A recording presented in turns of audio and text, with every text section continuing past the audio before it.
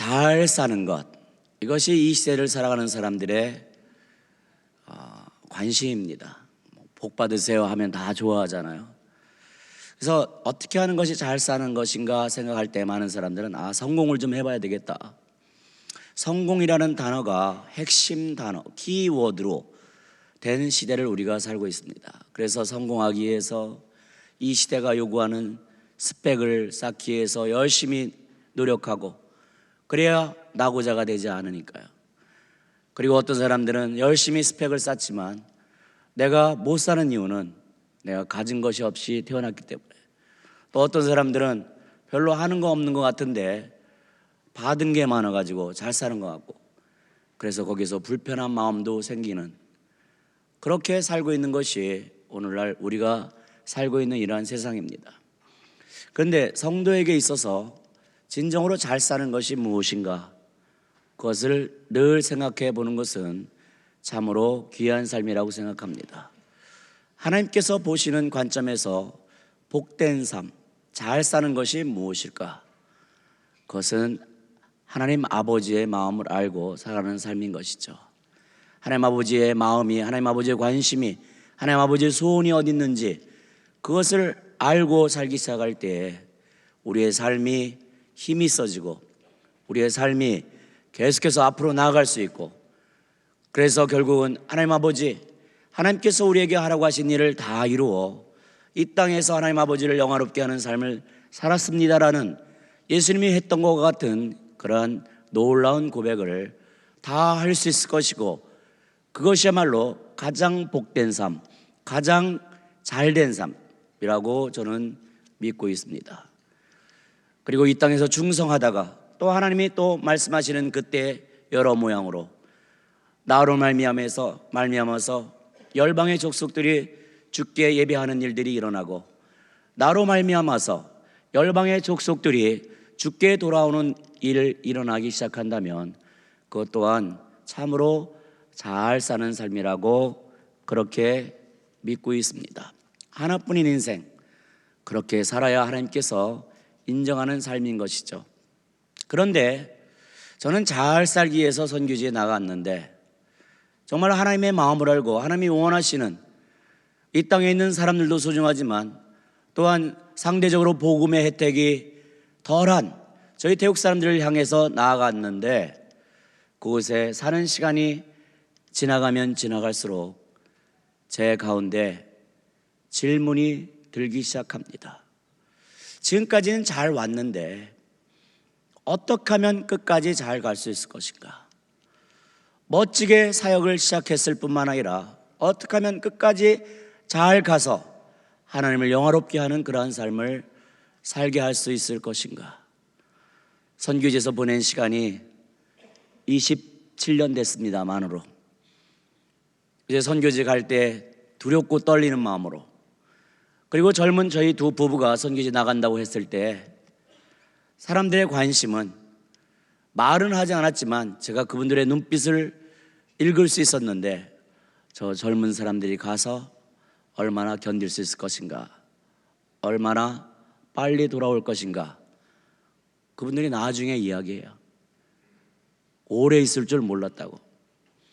선교에서 지난 시간이 27년 되다 보니까 그 땅에 있는 것이 익숙해져 있고 편안하고, 그 땅 사람들과 대화하고 교제하고, 무엇보다 이들의 삶에서 가장 소중한 태어나는 그 순간에, 또한 이제 장래 그 순간에 제가 함께 있으면서 우는 자들과 함께 울어주고 기뻐하는 자들과 함께 기뻐했던 시간이 지나가고, 그러면서 제 안에 있었던 질문, 어떻게 하면 끝까지 갈 수 있을 것인가? 그냥 모양만 유지하면서 그럭저럭 가는 거 말고 하나님께서 주시는 능력을 힘입어서 어떻게 하면 계속해서 처음보다 더 주님을 사랑하고 처음보다 더 권리를 포기하고 대가를 지불하는 그러한 삶을 살 수 있을 것인가 하는 것이 제 가운데 계속해서 일어나는 질문입니다. 이때에 저에게 롤 모델이 되는 사람이 있습니다. 물론 우리 삶의 가장 최고의 모델은 예수 그리스도겠죠. 예수님께서 우리 삶의 모델이 되십니다. 삶의 모델이 되시고 그리고 사역의 모델이 되십니다. 그런데 예수님을 제외하고 사람들 가운데서 정말로 저의 삶 가운데 도움을 줄 사람을 뽑는다면 저는 오늘 읽은 성경 본문에 나오는 세례 요한을 뽑고 싶습니다. 어느 날 사람들이 세례 요한에게 와서 이야기합니다. 선생님, 우리에게 오던 사람들이 다 저쪽으로 가고 있습니다. 그것은 위기 상황입니다. 좋지 못한 보고입니다. 어떤 의미입니까? 회사라면 우리에게 오던 고객들이 다른 회사로, 우리 제품을 사용하던 고객들이 다른 회사의 제품을 사용한다는 것입니다. 그리고 교회로 말한다면 우리에게 오던 사람들이 다른 데로 간다는 것입니다. 이 상황을 접하게 되면 제대로 된 회사라면 빨리 컨설팅을 받든지 아니면 회의를 해가지고 우리 회사의 제품이 무슨 문제가 있는지, 그리고 마케팅 전략에 무슨 문제가 있는지 빨리 점검하고 진단해서 새로운 방법을 마련하는 것, 그리고 교회로 말한다면 교역자 회의를 한다든지 중직자 회의를 한다든지 재직 회의를 열어서 무엇이 문제인가 하면서 진단하고 그것을 해결할 수 있는 해결책을 마련하는 것을 우리는 지혜라고 얘기합니다. 전략이라고 이야기합니다. 그런데 여기에 나오는 세례 요한은요, 우리들의 예상을 완전히 뛰어넘는 그러한 대답을 하는 겁니다. 이전까지는 세례 요한의 동무대 아니었습니까? 세례 요한이 있는 그곳에 사람들이 모이고 스포트라이트가 주어졌습니다. 세례를 주는 그 장면은 사람들에게 그대로 전파되기 시작했습니다. 그런데 어느 순간부터 그 사람들이 다 다른 곳으로 간다는 것입니다. 그때에 세례 요한이 했던 고백이 무엇입니까? 그게 정상이다. 예수님이 흥해야 되겠고 나는 세하는 것이 정상이다. 나는 그리스도가 아니다. 그분이 그리스도이시다. 굉장히 멋진 고백인데 정직하게 이야기해서 우리가 이런 고백하기가 쉽습니까? 세례 요한이니까 그런 멋진 고백을 했겠지, 저는 그렇게 생각하지 않습니다. 세례 요한은 우리랑 똑같은 사람입니다. 제가요 선교지에 있으면서 어떤 때는 이제 저에게 옛날 사역 초기에 많은 팀들이 저에게 오기 시작했어요.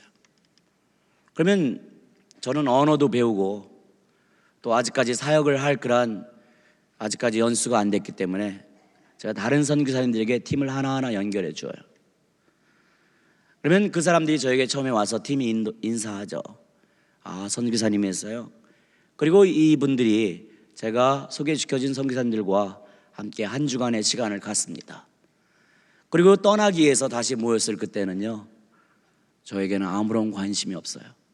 자기를 인도했던 그 선교사님 주소를 적고 전화번호를 적고 한국에 오면 꼭 연락하세요, 그런 얘기를 해요. 그러면 제 마음 가운데 야, 감사하다. 내가 소개시켜줘가지고 이 선교사님이 힘을 얻었나 보다, 사역에 유익이 됐나 보다, 그런 마음이 들었으면 좋겠는데 그런 마음보다는 내가 미련한 짓 하는 건가? 저분들 나에게 왔던 팀인데 내가 어리석나? 소외당하기 시작하니까요. 나에게 관심을 갖지 않으니까요. 팀 하나 오는 것 때문에도 이런 마음이 드는데 나에게 왔던 스포트라이트가 다른 데로 향하는 그것을 보면서 정상이다, 그렇게 되는 것이 정상이다, 그렇게 쉽게 이야기할 수가 없는 것임을 제가 잘 알고 있습니다. 그렇다면 세례 요한은 어떻게 이렇게 힘있는 고백을 할 수가 있었을까? 그것은 자기의 정체성을, 하나님 안에서 자기의 정체성을 분명히 갖고 있었기 때문에 그렇다라고 저는 믿습니다. 정체성을 갖고 있었다는 의미가 무엇입니까?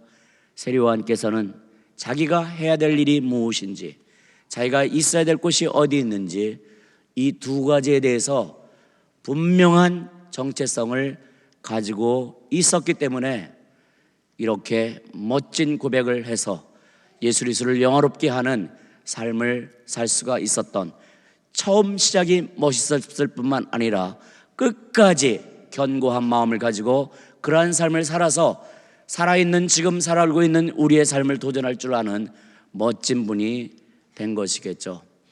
그렇다면 선교사인 저에게 있어서 있어야 될 곳이 어디인가? 사람들은 늘 관심을 갖습니다. 내가 있어야 할 곳이 광야인가 광장인가? 많은 사람들은 광장에 서고 싶어 합니다. 광장에 서야 사람들이 주목하기 때문입니다. 광장에 서서 무엇인가를 제시하면 사람들이 환호하기 시작합니다. 귀 기울이고 관심을 갖기 시작합니다.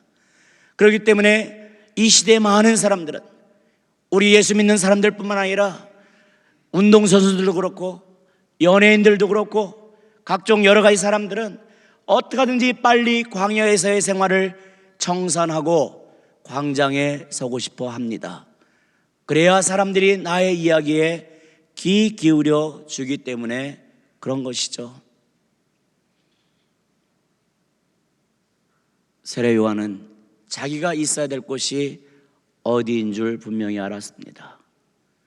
마지못해서 할 것이 그거밖에 없어서, 능력이 안 돼서, 부족해서 그곳에 있을 수밖에 없었던 것이 아니라 자기의 정체성이 분명했기 때문에 내가 있어야 될 곳은 광야이다. 이것은 지리적으로 아무것도 없는 광야만을 의미하는 것이 아닌 것입니다. 광야에 있으면 사람들의 관심이 멀어집니다. 내가 무엇을 하는지 알지 못합니다. 그렇기 때문에 사람들은 광야에 있는 것을 싫어합니다. 그런데 세례 요한은 광야에 머무는 것이 그리스도의 마음을 아는 제자들이 해야 될 일임을 잘 알고 있었습니다. 선교지에서 제가 했던 훈련은, 제가 했던 노력은 광장에 서고 싶은 마음을 제하는 것이었습니다. 저희 선교부의 사역이 일어나고 사역이 확장되기 시작하고 국제적으로, 국내적으로 널리 알려지기 시작하고 저의 이름이 사람들의 속에서 오르내리고 사람들이 저희 사역에서 관심을 갖고 스포트라이트를 받기 시작했던 그때 제 마음이 기뻤죠. 아, 드디어 내가 인정받기 시작하는구나. 내가 무엇인가 영향력을 나타내는 선교사가 되고 있구나. 선교사님 함께 사역하는 선교사가 몇 명입니까? 그러면 100명입니다. 150명입니다. 막 그렇게 얘기하는 것이 즐거운 거예요. 사람들이 관심을 갖잖아요. 그리고 광장에 서고 싶은 마음이 드는 거예요.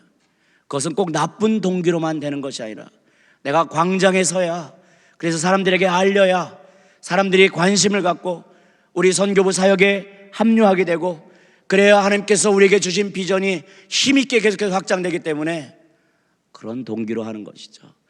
그리고 수많은 청년들 도전하는 그 일은 반드시 필요하기 때문에 그래서 한다고 제가 또 이야기합니다. 그것이 나쁜 것이 아니거든요. 그런데 하나님께서 저에게 질문하기 시작했습니다. 선교사로서의 너의 정체성이 어디에 있느냐? 그 말 앞에 저는 순종할 수밖에 없었습니다. 그래서 사람들의 기억으로부터 지우는 노력을 많이 했습니다. 선교지에 머물면서 그에서 그리스도의 마음을 배우고 포기하는 삶, 권리를 포기하고 대가를 지불하는 삶, 그냥 마지못해서 어쩔 수 없이 그냥 갈등하다가 그렇게 포기하고 권리를 포기하고 내려놓는 삶이 아니라 세상이 감당할 수 없을 만큼 레디컬한 그러한 삶을 살자. 예수 그리스도를 위해서 과격하게 권리를 포기하고 대가를 지불하는 그러한 삶을 살자. 그렇게 사람들에게 선포하고 제 스스로 그렇게 선포하고 도전하고, 그러면서 자꾸 밖으로 향하려는 저의 관심을 선교지 하나님께 주신 이스라엘 한 그 땅으로 향하게 하는 노력들을 참으로 많이 해온 것 같습니다. 그러기 시작할 때 사역자로서의 저의 마음에 안전함이 생겨요. 평안함이 생겨요. 하나님께서 있으라고 한 그 자리는 어쩌면 사람들의 눈에 볼 때는 어리석은 일 같고 어떻게 볼 때는 약간 지혜롭지 못한 것 같지만 선교사님이 그 정도 연륜이면 이제 이런 일을 하셔야죠. 이렇게 하셔야죠. 더욱더 많은 영향력을 가지고 사람들을 섬겨야죠. 그것이 중요한 줄 제가 왜 모르겠습니까? 그것이 나쁜 것이 아닌 것을 제가 잘 알고 있습니다. 그러나 하나님이 저를 선교사로 부르실 때 하나님께서 저에게 개인적으로 도전하시고 저를 깨우치는 것은 제 마음을 선교지 그 열방 제가 사랑하는 저희 태국 사람들을 향해서 더욱더 향하게 한 것이었습니다. 사람들의 환호 소리가 들리지 않는다 할지라도 아무도 알아두지 않는 그 자리라 할지라도 제가 요즘은 어느 교회를 하는 일이 많이 있지만 어느 태국 교회 하나가 어려움을 겪고 있어요. 몇 년 동안 해도 어려움이 해결이 안 돼서 드디어 많은 사람들이 요청해서 제가 이제 그 교회를 임시로 담임하고 있습니다. 제가 섬기는 교회들이 많으니까 한 교회를 할 수가 없어요. 제가 담임이 됐다는 얘기는 그 교회가 문제가 있다는 얘기예요. 담임이 돼서 제가 해결을 해야 되니까. 그래서 100km가 떨어져 있습니다. 제가 있는 곳에서 수시로 다니는 거예요. 100km 왔다 갔다 기도회에 참석해야 되고 이렇게 하면서 이렇게 다니면서 혼자 운전하고 그 먼 교회 밤낮 없이 이렇게 다닐 때마다 내가 이렇게 하는 것을 누가 아나? 그냥 한국에 한번 나오면 그 사람들이 대접도 하고 인사도 해주고 그래도 인정도 해주는데 선교지에서 이렇게 밤낮 없이 다니면서 어렵고 힘든 교회들 100km만 해도 감사하죠. 200km, 300km 운전해 갑니다. 그곳에 가서 몇 명 안 되는 교인들 놓고 말씀을 전합니다. 5명 교인이 있습니다. 10명 교인이 있습니다. 15명 교인이 있습니다. 이들에게 나가가서 서너 시간, 5시간 걸려서 말씀을 전하고 또 그 긴 시간을 걸려서 집으로 오는 그 시간, 이렇게 하는 것을 누가 알아주나? 그때 하나님께 다시 한번 확인받는 것이죠. 무엇으로 확인받습니까? 제 옆에 있는 바나나 한 송이, 호박 한 통, 그리고 무서웠던 쌀 한 봉지, 우리 교인들이 저에게 사랑으로 주는 거예요. 뭐 받을 돈도 없지만 교통비라고 줘도 제가 다 받지 않으니까 이분들 이런 걸 꼭 준비했다가 저를 주는 거예요. 그러면서 옆에 있는 그것을 볼 때는 하나뿐인 인생, 이 땅에 태어나서 나랑 아무런 상관이 없던 이 사람들, 문화가 다르고 언어가 다르고 세계관이 다르고 모든 것이 다른 이 사람들 팀에서 그 귀한 사랑의 선물을 받고 올 때는요, 말할 수 없는 감격이 몰려오는 것이에요. 이것이 저의 삶을 계속해서 도전하면서 그 땅에 머물 동기를 다시 한번 확인시켜 주는 것입니다. 하나님이 있으라고 한 곳에서 하나님 아버지의 마음을 품고 머무는 것, 그것이 저는 복된 삶이라고 믿고 있습니다. 포기하고 내려놓는 일들을 지난 몇 년 동안 많이 했는데, 한국에서 여러 교회에서 담임 목회자로 청빙할 때도 다 거절하고 했던 이유는 한 가지, 제가 목회에 대한 부정적인 생각을 갖고 있다거나 제가 목회를 못한다거나 그런 것보다는 그냥 하나님께서 사랑하시는 태국 영혼들과 함께 오래 있겠다고 약속했으니까, 그들과 권리를 포기하며 대가를 지불하는 삶을 살겠다고 그들 앞에 약속했으니까, 그 약속을 제 유익에 따라, 눈에 보암직하고 먹음직한 그것에 따라 타협하고 싶지 않기 때문에 하나하나 내려놓고, 그렇게 내려놓고 포기하면 좀 하나님께서 그냥 꽃길을 열어주시고 막 고속도로를 열어주시면 좋겠는데, 지난 2년 동안 저는 참으로 힘든 시간을 보냈습니다. 크게 표현을 하지 않았지만 내적으로 굉장히 갈등을 일으키는 시간들. 시간이 지나면서 저희 선교 사역을 위해서 후원하는 교회들이 끊어지기 시작하는데 8군데가 끊어지는 거예요. 그냥 선포죠. 없어요. 저 개인적으로도 그렇고 사역적으로도 그렇고. 그때도 제가 충만했을까요? 아니요. 마음이 아파요. 제 안에도 마음이 참 쓰렸습니다. 낙담이 되는 거예요. 제가 막 제 것을 움켜쥐려고 그러다가 그러면 벌 받았구나, 내가 하나님이 치셨구나, 그런 생각 들 텐데 더 하나님의 마음을 얻으려고 하고 더 헌신하려고 하는 그때 오히려 막 이런 일들이 생기니까 마음이 상하기도 했어요. 그러나 또 하나님이 또 다른 길을 예비하셨죠. 하나님이 또 다른 길을 예비하셨죠 하는 마음으로 있는 그때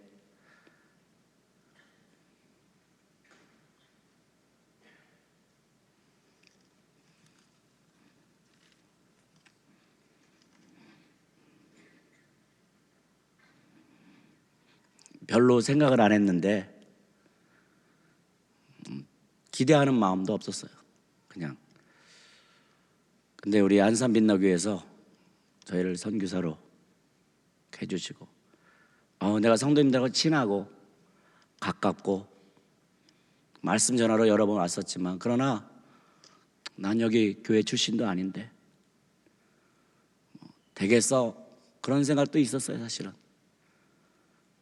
제가 막 애쓰고 막 이렇게 했던 것보다 우리 귀한 성도님들이 마음을 열어주시고 교회가 마음을 열어주시고 했던 것이, 저는 뭐 파송을 해줬다 이것도 너무 감사한 일이지만 우리 부부에게 위로된 거는 순종하고 하면 하나님이 궁극적으로는 길을 열어주신 분이구나. 제가 그 이야기를 동역자들에게 한 거예요. 동역자들이 저희를 보고 있는데 주님을 위해서 죽도록 충성하라, 그러면 하나님께서 길을 마련해 주신다, 그런 말을 제가 동역자들에게 늘 하는데 정작 리더인 삶을 보면 맨날 쪼그라들고 안 되는 일만 있으면 그 사람들이 저희에 대해서 어떤 생각을 하겠어요? 따르고 싶겠습니까? 그런데 그 사람들 앞에 두고 제가 그런 간증을 했죠. 하나님이 주신 선물이다. 내 은혜로 내 의로 내가 잘나서 된 것이 아니라 하나님께서 하셨다. 그래서 저에게는 더 큰 감격이 있는 거예요. 하나님이 앞으로 또 다른 삶을, 저는 이제 선교제에서 이렇게 내가 얘기하거든요. 늘 거기서 이제 나는 이제 삶을 마감할 것이다. 그래서 요즘 한국 교회가요, 선교사님이 이제 나이 들어서 돌아오면 어디에 머물게 할 것인가 막 그런 고민을 하는데 제가 그런 생각을 했어요. 우리 선교사들이 왜 한국 교회를 고민시키나? 그냥 선교사 돌아들 가시지 다. 그냥 거기다 선교사 묘비들 좀 많이 만들지. 그러면서 제가 막 그냥 다니면서 외치고 싶어요. 우리 선교사 죽자. 근데 사실은 먼저 모범을 보이고 가르쳐야 힘이 있잖아요. 먼저 죽고 그래 가르쳐야 힘이 있는데 제가 죽을 날을 생각해 보니까 아무리 작게 잡아도 앞으로 한 50년은 더 남았어요.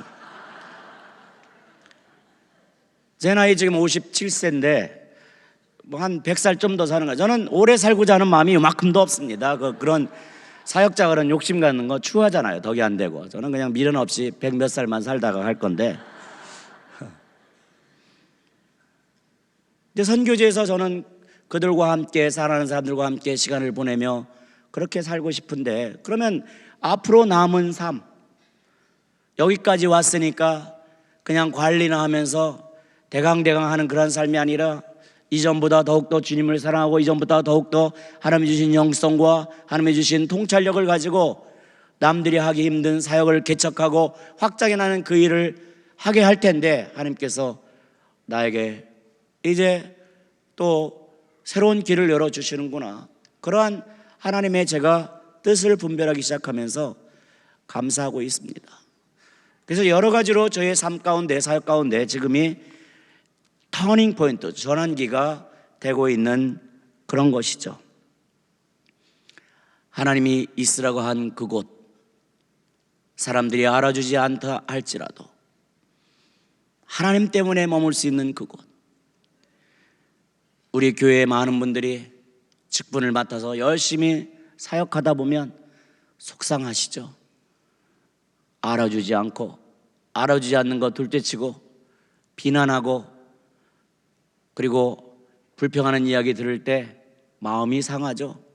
광야에 머무는 일 하고 싶지 않죠. 그러나 우리가 그곳에 머물 수 있는 이유가 있다면 사람들이 주는 것 때문이 아니라 하나님께서 인정하시기 때문에, 우리가 하나님을 사랑하는 동기로 한 그 모든 것들을 하나님께서는 가장 아름다운 방법으로 갚아주시기 때문에 우리가 계속 충성스럽게 그 일을 해야 될 것 아니겠습니까? 세례 요한이 어떻게 하면 이렇게 힘있는 고백을 했을까? 세례 요한은 자기가 해야 할 일이 무엇인 줄 알았던 사람입니다. 자기가 해야 할 일이 무엇이었을까? 그것이 우리의 질문이 되어야 되겠죠. 제가 1993년도에 선교지에 나아갔습니다. 이제 뱃속에 우리 큰 딸아이가 이제 2개월 됐던 그때 태국으로 갔어요. 태국이란 나라가 어떤 나라인지 잘 알지 못하고 그냥 그곳에 갔습니다. 참 힘들었어요. 태국에는 3계절이 있습니다. 가신 분들 알겠지만 여름, 더운 여름, 굉장히 더운 여름, 이렇게 3계절이 있는데 저희가 갔던 때는 가장 더운 여름이었습니다. 그래서 이제 선교사가 되기 위해서 한 16개 나라에서 온 사람들과 함께, 외국인들과 함께 선교사 훈련학교를 받는데 그 시간이 너무 힘들었어요. 저에게 방을 하나 배정해 주었는데요, 나무로 된 집이었어요. 사우나 같았어요. 사우나. 나무로 되어 있고 물론 에어컨도 없었습니다. 그리고 창문이 있는데 모기 창이 없었어요. 그러니까 늘 헌혈하는 일이었습니다.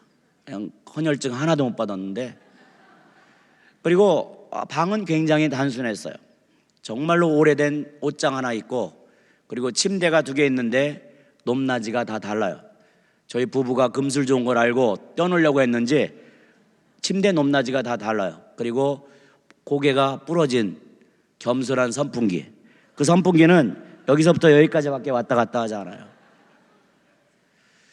그곳에 우리가 살아가는데요, 견딜 수가 없는 거예요.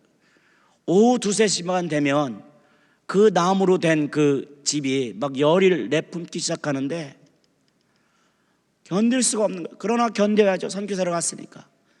제 아내 임신을 했는데 먹을 수 있는 음식이 없어요. 음식마다 향료가 섞여 들어가니까 그러지 않아도 힘든데 막 그냥 토할 수밖에 없는 것이죠.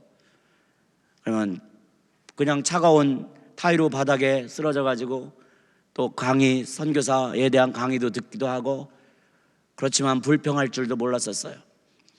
무엇이 힘든 건지도 모르고 그렇게 우리 살면서 우리 아이가 태어나고, 그래서 하나님께서 이제 방콕에서의 시간을 정리하고 지금 있는, 제가 살고 있는 콘켄이라는 지역으로 가게 하셨습니다.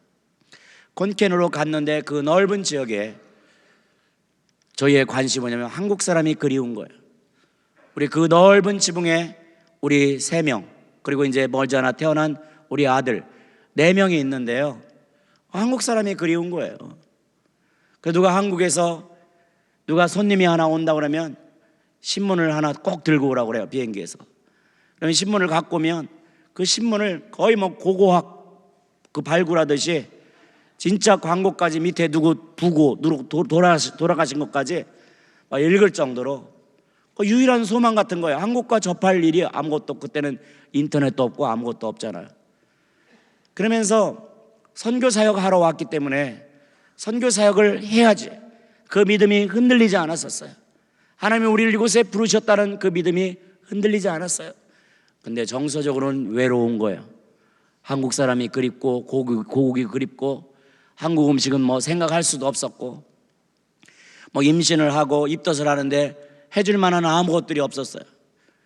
처음 키우는 애, 둘째, 누구 옆에서 도움을 받을 수도 없고, 누구 조언도 받을 수도 없고, 그 책자 하나, 출산 그 책자를 제가 막 달달 외우듯이 하는 거예요. 왜냐면 누구로부터 어떠한 아이 키우는 거에 대한 정보도 없고 제 아내도 어릴 때 갔기 때문에 그런 시절을 보내면서 그래도 사역을 해야 되니까 이제 태국이 변하기 위해서는 대학생들이 좀 변해야 되겠다. 그래서 대학교에 가서 기도하기 시작했습니다. 중보기도라고 하죠. 이게 많은 분들은 제가 이미 잘 가르쳐 주었는데 모르시는 분들 위해서 다시 한번 물어보겠습니다. 중보기도가 무엇인지 아십니까? 중보기도는 불교의 나라 태국에서 중 보면서 기도하는 것을 중보기도라고 합니다. 바로 알고 바로 믿자. 뭐 이런 말 했다고 어떻게 선교사가 저렇게 이단성 있는 말을 하냐 뭐 그러면서 그렇게 분석 안 하셨으면 좋겠어요. 오늘 좋은 날이니까 그냥 제가 이단성 있는 말을 해도 좀 넘어가시고, 그리고 여러분이 이단성 있는 것을 깨닫고 저를 잡으려고 할 때쯤이면 저는 비행기 타고 다시 태국으로 도망가고 있거든요. 저 잡으러 태국에 왔다는 저한테 잡혀서 선교사로 살아갈 수밖에 없습니다. 그래서 중보기도를 하려고 하면요 막 눈물이 쏟아지기 시작하는 거예요. 태국 사람들을 향한 눈물 요만큼도 없었습니다. 근데 왜 기도하려고 하면 눈물이 쏟아지냐? 한심한 생각이 들어요. 의심이 들기 시작했습니다. 한국에서 꿈꿔왔던 그 일이 과연 정말 일어날까? 새벽 이슬과 같은 주의 백성들이, 대학생들이 일어나 이 캠퍼스에서 하나님을 찬양하고 중보기도 하고 전도하는 그 일, 한국에서 늘 보아왔던 그 일들이 이 선교지 태국 캠퍼스에서도 일어날까 생각하면 믿음이 충만해지기는커녕 이상하게 마음이 낙담되기 시작하는 거예요.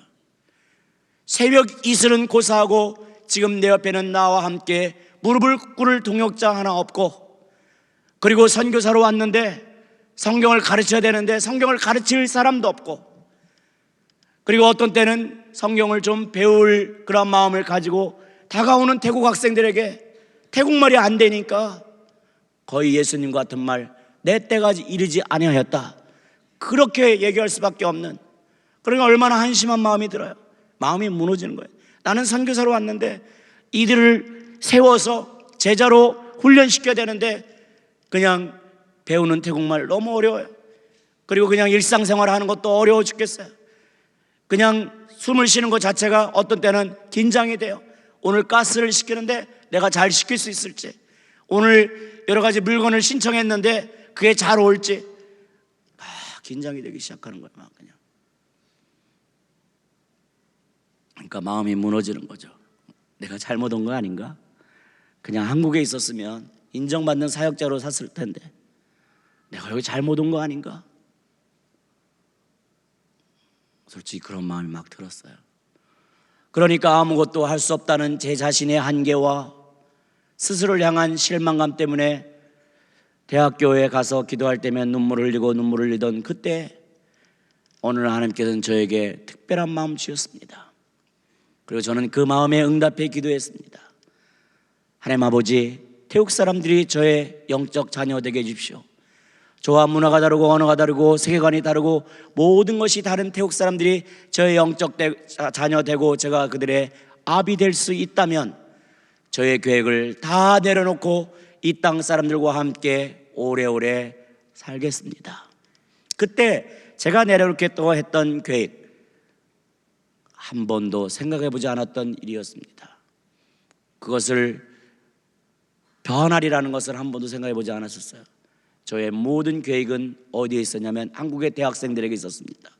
저는 젊었을 때 빨리 선교제 가서 선교에 대한 경험을 쌓고 들어와서 인정받는 대학생 사역자로서 대학생들을 훈련시켜서 선교제를 내보내는 그 일을 할 동기로 사람들에게 5년 작정하고 저는 선교지에 갔던 겁니다. 그렇기 때문에 빨리 선교지에서 경험을 얻고 돌아가야지, 그것이 제 마음 가운데 늘 담고 있었던 것인데 아무것도 할 수 없고 누구도 없고 제자도 없고 없던 그 상태에 하나님 아버지, 태국 사람들이 저의 제자 될 수 있다면, 자녀 될 수 있다면 저의 계획을 내려놓고 이 땅에 오래오래 살겠습니다 하는 그러한 기도를 하기 시작했고, 그 기도를 드린 이후부터 제 마음의 태도가 달라지기 시작했습니다. 저는 이전까지 태국 사람들을 비난했습니다. 게으르다고 했습니다. 한국에서 사람들이 오면 그들과 짝짝꿍대서 태국 사람들의 약점들 비난하는 그 일을 즐겨 했었습니다. 그런데 그 땅에 머물겠다는 그러한 기도를 드린 이후부터 제 입에서, 제 마음에서 태국 사람들 향한 부정적인 말들이, 마음들이 살아기 시작했고, 너의 나라가 아니라 나의 나라로 여기며 태국 땅의 변화와 부흥을 위해서 비로소 눈물을 흘리며 기도할 줄 아는 사역자로 하나님께서 변화시켜 주셨습니다. 저는 일하러 갔습니다. 교만한 마음으로 내가 너희들을 변화시키러 왔다라는 교만한 마음을 가지고 그곳에 갔었는데, 저의 삶 가운데 하나님께서 행해 주셨던 일은 교만했던 저의 마음을 깨트리시고, 선교에 대한 업적이나 쌓으려는 저 마음을 깨트려 주시고, 비로소 하나님이 특별하게 사랑하고 특별하게 존귀 여기고 독특함을 가지고 창조한 그 태국 영혼들을 향한 마음, 무엇보다 잃어버린 영혼을 향한, 열방의 영혼을 향한 하나님 아버지의 마음을 제 가운데 넣어주셨고, 그 마음 가지고 지금까지 살고 있습니다. 그래서 사람들이 선교에서 무엇했냐고 물어본다면 저는 이런 사역이 일어났습니다, 이러이러한 일을 하고 있습니다, 그런 보고하는 것을 별로 좋아하지 않고, 어떻게 하나님께서 주신 영혼들의 변화를 위하여 정말로 말로 변화시킬 수 없는 그들을 붙잡고 어떻게 하나님의 은혜를 체험하는 시간을 보냈는지, 그런 이야기가 더 많은 거예요. 하나님이 주신 그 영혼들이 어떤 영혼이었습니까? 예수 믿으세요 해서 믿어지는 영혼입니까? 다가가도 우리를 거부하고 거짓말치고, 그렇게 하다 보면 자존심이 상해요. 기분이 나빠요. 니네들 지옥 가든지 말든 내가 무슨 상관이냐, 그런 마음이 막 일어나요. 이 정도 열심으로 내가 한국에서 무슨 다단계 했으면 지금 다이아몬드다, 그런 화가 나기 시작해요. 다시는 찾아오나 보다, 너희들 내가 다시는 찾아오나 봐라, 그런 마음 가지고, 상한 마음 가지고 돌아와서 또다시 그 영혼들 이름 부르며 기도할 때는 눈물이 나오는 거예요. 눈물 흘리며 기도하기 때문에 니네들 지옥 가든 말든 나와 무슨 상관이냐, 그렇게 할 수가 없는 거예요. 그래서 또다시 찾아갑니다. 자존심 내버리고 찾아갑니다. 그렇게 수고해야 얻어지는 그 한 영혼, 예수님께서 우리에게 모델을 보여주지 않았습니까? 이른 양 한 마리 찾기 위하여 그렇게 수고했던 그 모습을 예수님께서 우리에게 보여주셨잖아요. 예수 믿어라 그런다고 쉽게 믿어지는 사람들이 아니잖아요. 나 하나님 필요 없어요, 아버지 없이 살 수 있어요 하면서 떠났던 그 사람들, 그러나 인생의 여러 가지 어려운 이제 장벽을 만날 때면 어디로 돌아가야 될지, 누구에게 호소할지 몰라서 저주받은 인생이구나 하며 그럭저럭 살아가는 그들에게 다가가서 하나님께서 너를 사랑하신다, 하나님께서 너를 향한 계획을 갖고 계신다, 이제는 주님 앞에 돌아와라, 그런 메시지를 전하는 그 모델, 그 모습을 예수님께서 우리에게 보이셨잖아요. 그래서 성경에서 볼 수 있는 예수 그리스도의 모습에 대해서 저에게 사람들이 한번 정의하라면 저는 기꺼이 영혼 추적자 예수 그리스도, 영혼 추적자 예수 그리스도, 한 영혼을 찾게 하여 온갖 수고를 다하고 온갖 사랑의 표시를 다했던 그 예수 그리스도의 감동적인 영혼을 추적했던 그 여행을 체험한 저로서는 그 영혼을 소홀히 여길 수가 없는 것이죠. 저 오늘 고잔역에서 저희 부부 내려서 있는데, 저 오늘 전도 받았어요. 저 전도 받아가지고 오늘 안산 빈다교회 여기 지금 왔습니다. 거기서 우리 권사님 같아요. 또 우리 남자 집사님인지 이런 분들 이렇게 건빵 나눠주고, 그게 왜 확 눈에 띄는지, 교회 다니시냐고.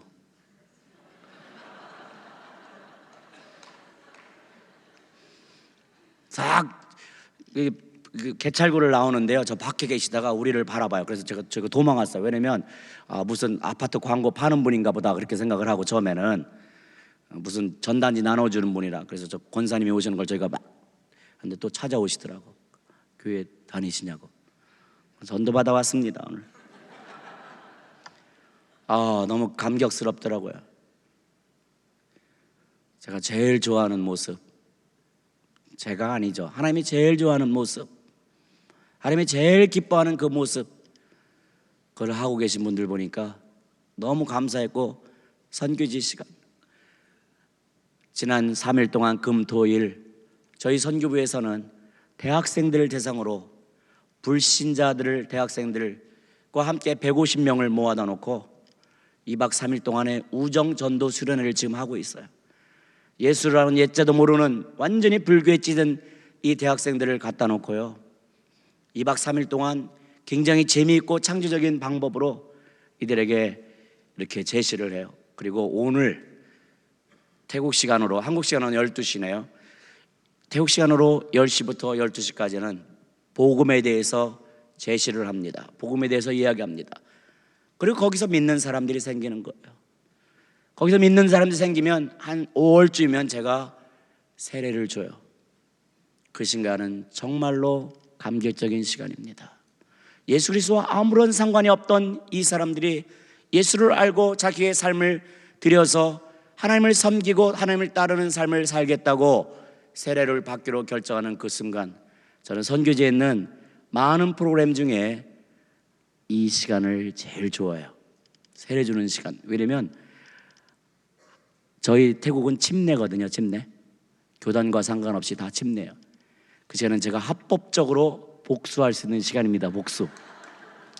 평소에 말 안 듣고 뺀질뺀질했던 그러한 대학생들, 성도들은요, 오래 눌러줘요. 오래. 성부와 성자와, 거의 뭐 생각해 보십시오. 물속에 한 30초만 있다면 그것도 위에서 누르고 있죠. 그냥 감격스러운 그 장면에 함께 있을 수 있다는 것, 영혼을 위하여 눈물을 흘리는 그 일. 사람들이 저에게 이제 어떻게 사역을 더 키울 거냐고 그렇게 질문한다면 제가 긴장하고 스트레스 받을 것 같아요. 근데 제가 할 수 있는 일이 있습니다. 다른 건 몰라도 하나님이 주신 한 영을 붙들고 그 영혼의 변화를 위하여 하나님 아버지의 긍휼의 마음을 가지고 그들 삶 가운데 다가가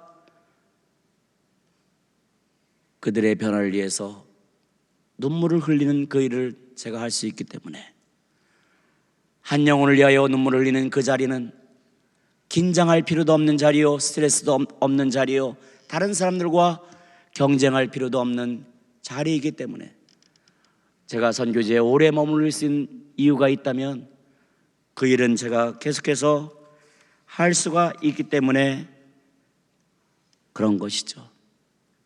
어떤 때는 정말 자존심 상할 때 너무 많아요. 그래서 저는 예레미야의 심정을 이해해요.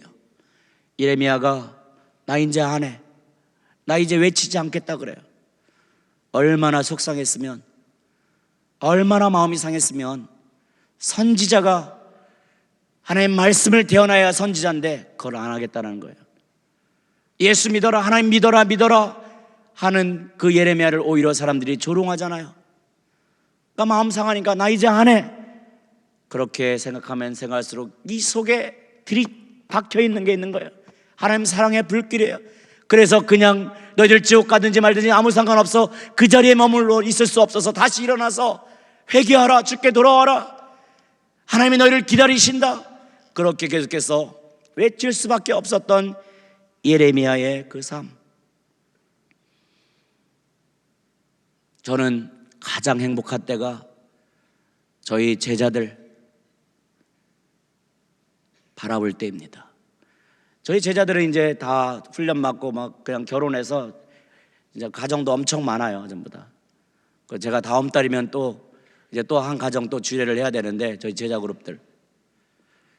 근데 주례할 때마다 제 마음이 너무 아파요, 사실은. 제 앞에 이렇게 서 있는 두 사람 볼 때마다 결혼식은 기쁜 날이잖아요. 소중한 날이잖아요. 그런데 주례를 서는 제 마음이 아픈 이유가 있다면 앞에 있는 신랑보다 주례의 얼굴이 더 젊어 보이는 거예요. 젊은 제가 막 주례를 선다는 게 어떠냐 미안하고 그래요. 막 그냥 죽도록 충성하라 그리하면 생명의 멸류관을 내게 주리라. 저는 하나님께 그렇게 해줄 줄 믿는데 하늘나라 가서 특별히 상급 받지 않아도 된다고 생각했습니다. 왜냐하면 저는 이 땅에서 이미 많은 상급을 받은 사람인데, 제가 받은 상급은 제 앞에 있는 제 주변에 있는 태국 사람들입니다. 제가 직접 낳은 자식들 아닙니다. 저와 아무런 상관이 없던 사람들입니다. 그러나 저는 그들의 삶이 어떻게 변했으며 어떻게 헌신하며 하나님 나라를 위해서 충성된 삶을 사는지 누구보다 자신 있게 이야기할 수 있는데, 그 이유는 저의 부족한 삶의 일부분을 눈물을 투자했을 때 주께서 얻게 해주신 영적 자녀이기 때문에 감히 나의 기쁨의 면류관이요 나의 자랑이라고 할 수 있는 그 사람들, 그렇기 때문에 그들은 대학을 졸업하고 부모들의 기대와 사회의 기대를 뒤로하고 태국 땅의 복음을 들어야 되기 때문에 영적인 변화를 일어나는 것을 보고 싶기 때문에 기꺼이 자신의 삶을 들여 저와 똑같은 사역자의 길을 걷고 있는 사람들입니다. 어떤 때 이들이 낙심되어 있는 거 보면 제가 알아요. 부모님들이 기대를 할 거 아닙니까? 집안이 가난하고 어렵지 않습니까? 대학을 졸업했으면 당연히 돈을 벌어서 부모님 해주는 거 제가 너무 잘 알아요. 제가 늘 한국에 있는 부모님들 때문에 대표적인 효자설이 있던 제가 부모님을 떠나는 그것이 얼마나 큰 아픔이고 얼마나 큰 대가 지불인지 제가 알기 때문에 부모를 향했던 저의 마음은 내려놓고 내려놓는다고 없어지는 것이 아니라 어느 순간에는 내가 너무하는 거 아닌가, 내가 자식으로부터 너무하는 거 아닌가, 그런 갈등을 수없이 하며 오늘날까지 왔었기 때문에 제가 그들의 갈등을 알죠. 그래서 육신적인 마음으로는 너희 돌아가라, 돌아가서 집을 돌보고 이렇게 해라. 그러나 그 육신의 마음을 억누르고 우리 매를 맞자, 주를 위해서 매를 맞자, 우리가 매를 맞아야 태국이 소망이 있다, 우리가 힘들다고 여기서 포기하면 태국은 미래가 없다, 그렇게 도전할 수밖에 없는 것이고, 그들 때문에 제가 그들로부터 오는 도전으로 계속해서 하나님 섬기는 이 길을 갈 수가 있는 것이죠. 해야 할 일, 하나님 마음을 아는 우리 그리스도인들 성도들이 해야 할 일은 영혼을 향한 하나님 아버지의 마음을 아는 것입니다.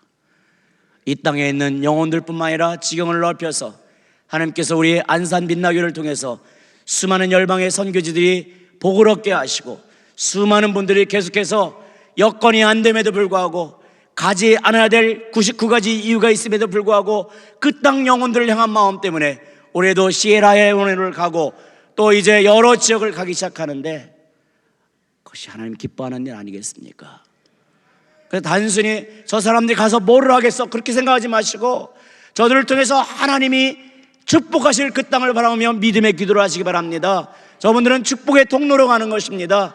중학생에 가서 뭐 하겠어 그렇게 생각하지 마시고, 물론 본인들이 훈련을 받으러도 가겠지만 그러나 저들을 통해서 특별히 우리 중동부 학생들 같은 경우는 예수 그리스도를 믿지 않는 40-50명의 중학생들과 함께 캠프를 합니다. 캠프 같이 살면서 캠프를 하면서 목적은요, 이들을 통해서 그 아이들의 마음이 열려서 우리 중동부 학생들은 떠나지만 그곳에 있는 우리 사역자들이요, 태국의 중학생 애들을 전도하고 교회로 이끌 그 전략을 가지고 함께 이 팀과 함께 지금 동역하는 겁니다. 저희 선교부의 선교 사역에 함께 동역해 오는 거예요. 그리고 물론 이들의 삶도 견고해지고 훈련받아 오는 그런 또 은혜가 있는 것이죠.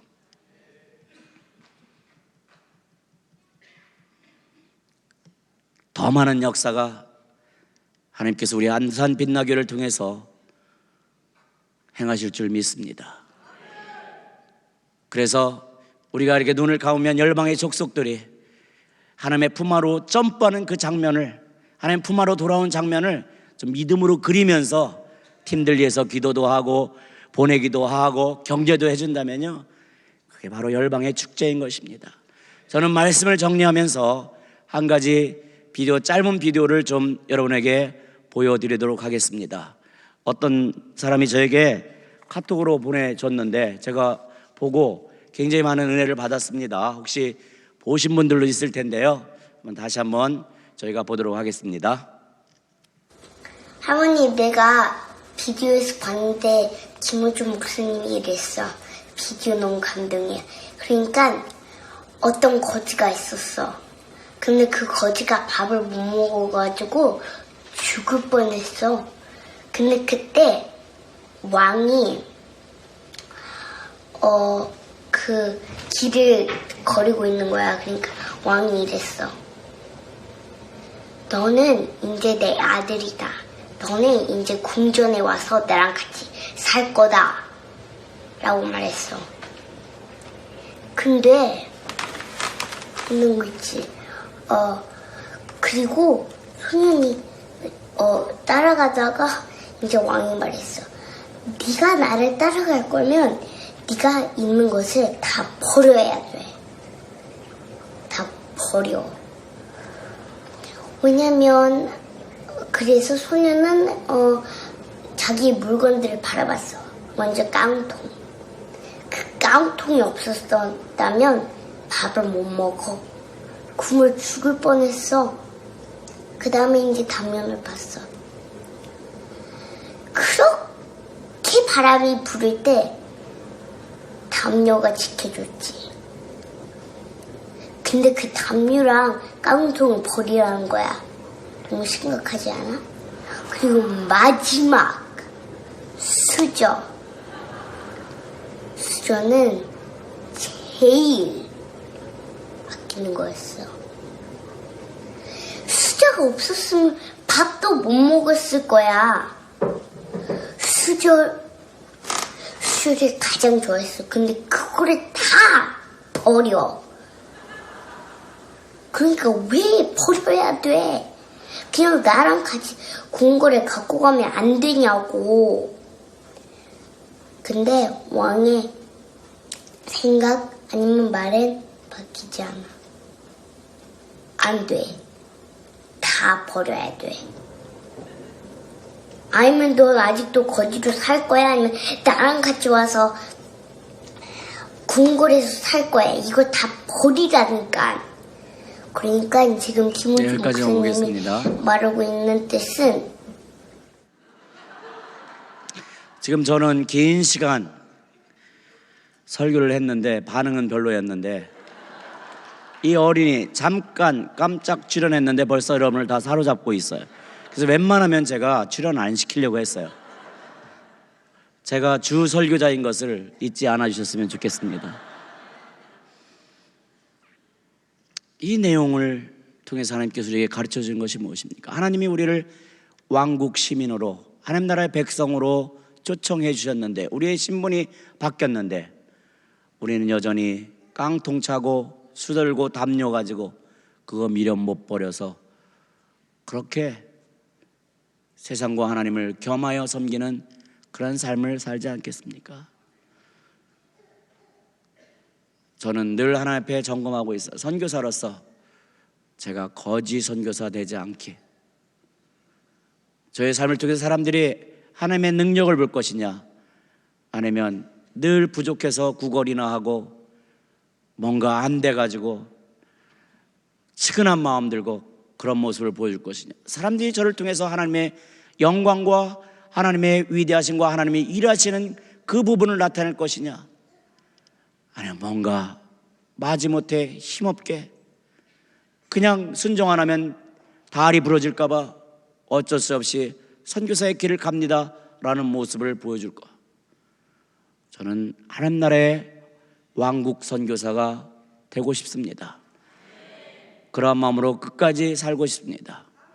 그렇게 끝까지 가야지 그냥 이름은 있으나 모양은 있으나 능력이 사라진 그런 모습으로 끝까지 가고 싶지는 않습니다. 우리 사랑하는 안산 빛나교회 우리 성도님들도 하나님께서 새롭게 주신 왕국 성도의 신분을 가지고 우리 삶을 무력하게 하고 우리 삶을 하나님으로부터 멀어지게 하고 종교적으로 계속 하나님을 찾으려고 하는 그러한 일들이 생길 때는 내가 여전히 수저를 붙들고 있고 담요를 붙들고 있고 그리고 깡통을 차고 있구나. 그 버리는 작업을 계속해야 될 것 같습니다. 그것이 바로 성숙한 그리스도인의 삶인 것이고 그렇게 해야 우리가 끝까지 잘 갈 수 있는 것이고 그것이 바로 하나님께서 우리에게 축복하는 복된 삶, 잘 사는 삶을 사는 성도의 삶이라고 믿습니다.